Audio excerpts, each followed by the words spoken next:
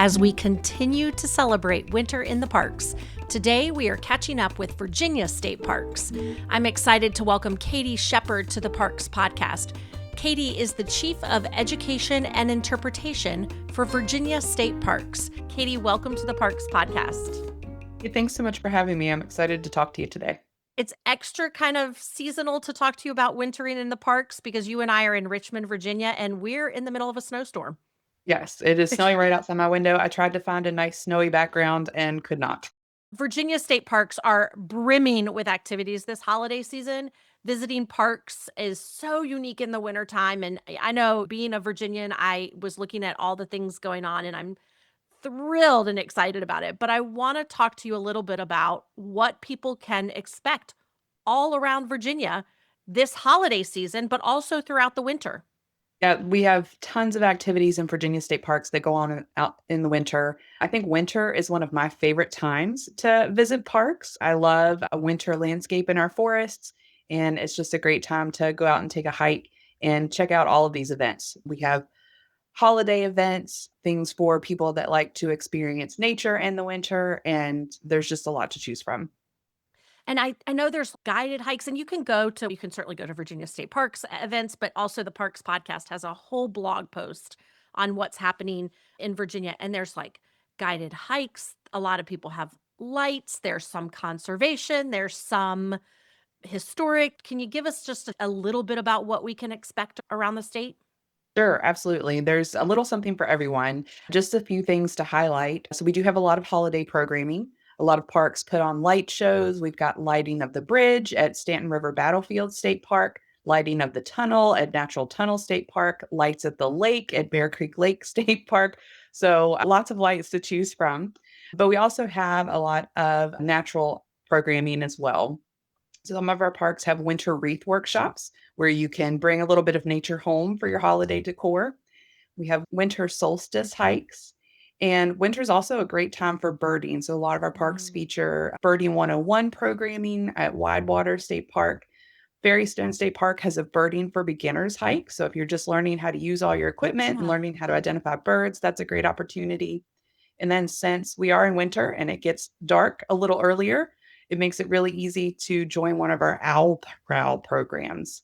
So you can go out and listen and look for owls in our parks. It's great to be at the park after dark and you don't have to stay until 10 o'clock at night. Yeah. We can do those programs around 6 p.m. when it starts to get dark and the forest comes alive with nightlife.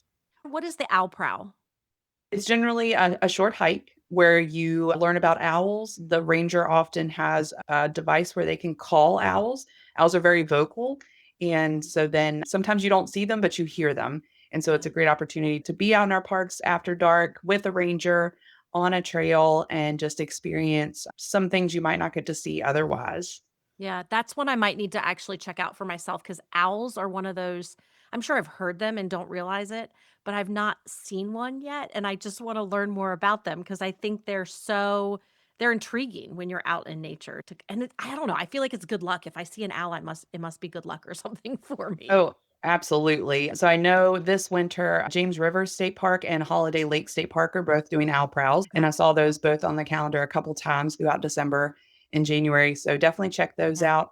I remember my first time giving an interpretive owl prowl. I used to work at Douthit State Park.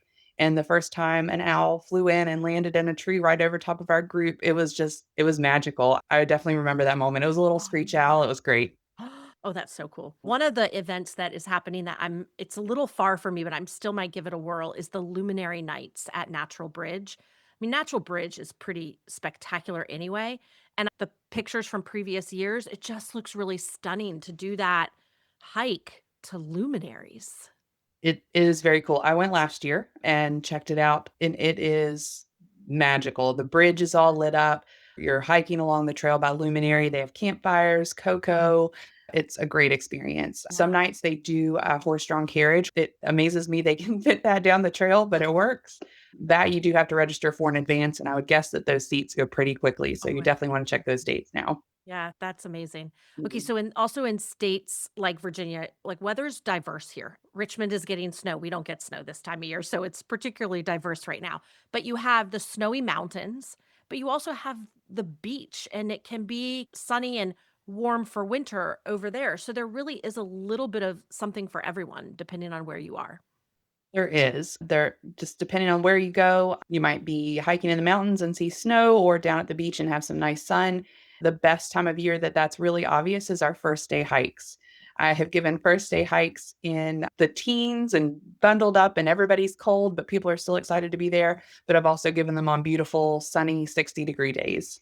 Yeah. Virginia is a state that really embraces first day hikes. And first day hikes is our state parks throughout the country, encouraging people to spend January 1st going out on a hike. And you have things going on at all of the state parks, or at least almost all of the state parks. What can people expect on January 1st? Absolutely. So First Day Hikes is an initiative of America's State Parks, which is an organization that supports all our parks, all our state park systems across the country. And we do have activities going on at all of our parks, even our brand new state park, Hayfields State Park, which just opened in September. They even have a first day hike planned. And each park is a little bit different. Some parks offer multiple hikes because they have big crowds that come out and they want to be able to accommodate everybody. Some parks have self guided hiking opportunities, but January 1st is a free day to visit our Virginia State Park. So there's no parking fee. People can go out and join one of the guided hikes. Some of them require advanced registration, and you can find that information on our website. Some of them you can just show up and enjoy the hike and learn a little bit about the park or a little bit about the history of the area and just start the year off on your right foot. And I love that because after the holidays, you have the hustle and bustle that right now we're all looking forward to. But afterwards, it's nice to get back outside and move our bodies and start the year off on this good note. Absolutely. It's one of my favorite activities that we do throughout the year. We have, before I took this position, I worked at Belle Isle State Park for about 10 years. And I just saw the same families come back every year. It was a tradition for them, and that is really cool. Yeah. Katie, we've talked a lot about what's going on for the holidays, what's going on first day hikes. What else is happening in Virginia this winter that we should be aware of?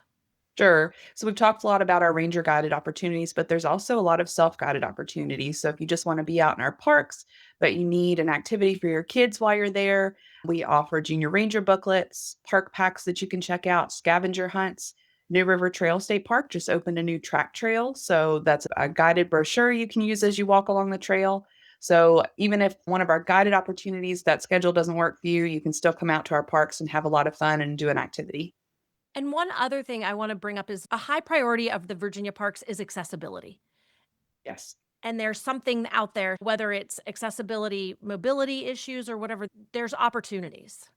There are. We launched our track trails program in the last year. So if you do have mobility needs, there are 6 of our parks that offer assistive devices that help you get out on our trails.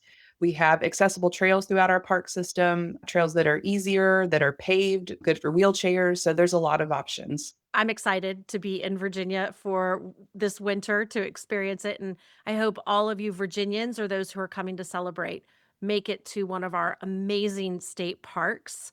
You can find out all of this information on the Virginia State Parks website or visit theparkspodcast.com. And we have a blog, a Winter in the Parks blog that links to every state activities. Katie, thank you for updating us and letting us know what's going on in Virginia. I think it's going to be really exciting here. Thanks for having me.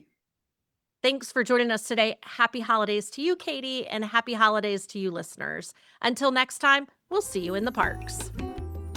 Thanks for listening. If you enjoyed today's episode, please be sure to like and share on your favorite podcast platform.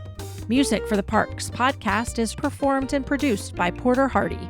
For more information, please follow us at The Parks Podcast or visit our website at theparkspodcast.com.